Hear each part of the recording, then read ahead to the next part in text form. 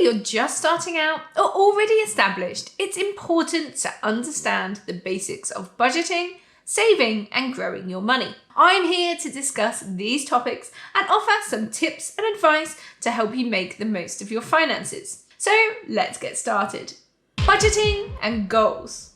Setting financial goals starts with understanding your current financial situation and what you want to achieve in the future. Budgeting isn't always the most exciting thing, but it's essential for financial success. It's not all about cutting back or limiting your joy. Budgeting is actually about taking control of your finances so you can make more informed decisions about your money. It's a tool that can help you understand where exactly your money goes, recognize areas where you can save, and set goals for the future. It's important to set limits on spending that are relevant to the amount that you have coming in.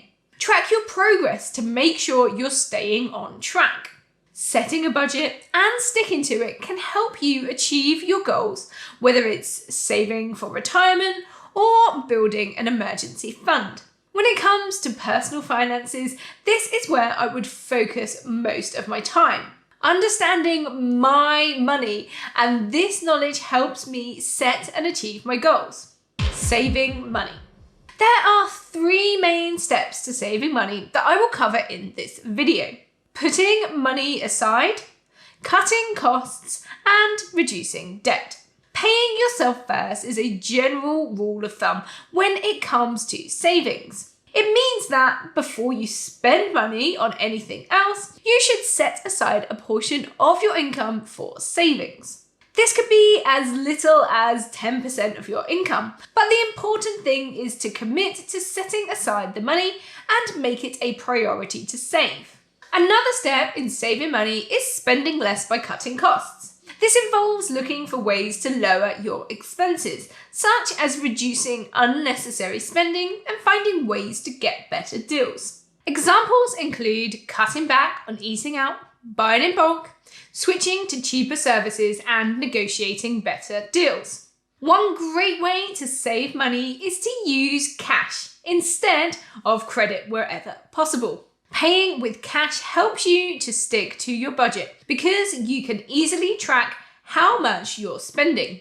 It also prevents you from going into debt, since you can only spend what you actually have. Clearing debt, especially high interest debt, should be made a priority. This involves paying down high interest debt, such as credit cards and personal loans, to reduce the amount of interest you're paying. Strategies include making a plan to pay off the debt, consolidating debt, transferring the balance to a lower interest credit card, and using any extra funds to pay down debt.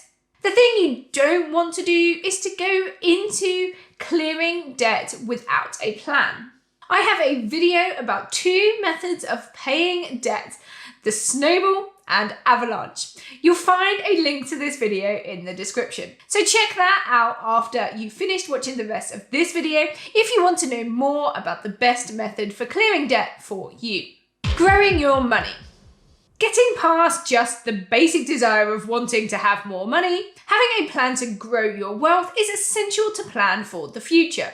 The harsh reality is right now your money is losing value. The savings you left in your savings account all year will buy less now than it could back then. Inflation is going up quicker than your interest. So how can you combat this and grow your money? This can be active or passive. An easy way to grow your money is simply to increase your income. You could look at working more hours, picking up a second job, or starting a side hustle. That's not the magical answer you wanted though. You need to be realistic when it comes to the idea of growing your wealth. The easiest and most plausible methods to get more money in the short term are the ways I just mentioned. Over time, the side hustle you pick could become passive, your main job, or both. When it comes to long-term growth, then a common example would be investing. Investing, of course, comes with warnings of being volatile, and that means you can lose money as well as make money. Now, you can't lose money in a savings account, but you can lose value thanks to inflation. So bear that in mind too. Investing is best considered as a long-term solution because markets tend to bounce back. The S&P 500, an index of the top 500 companies in the US, has gained an average of over 11% per year since its inception in 1957. There will have been months and years where it was down, and if you pulled your money out, then you may have lost money. However, over a long timeline, investing is shown to be a viable option to growing wealth.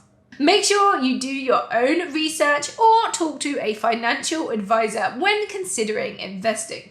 A large problem with personal finance is that people tend to focus on savings and cutting back, especially in difficult times. It's worth trying to shift your focus towards getting more money in, because there is only so much you can cut back. Having good personal finances means taking control of your money. That includes budgeting, saving, and investing. Doing this can help you build wealth, reduce stress, and make life easier.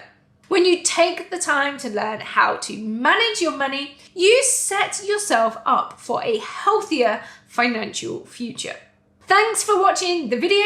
Please hit the like button if you enjoyed it. Subscribe for more personal finance videos from me, and I hope to see you again. Bye.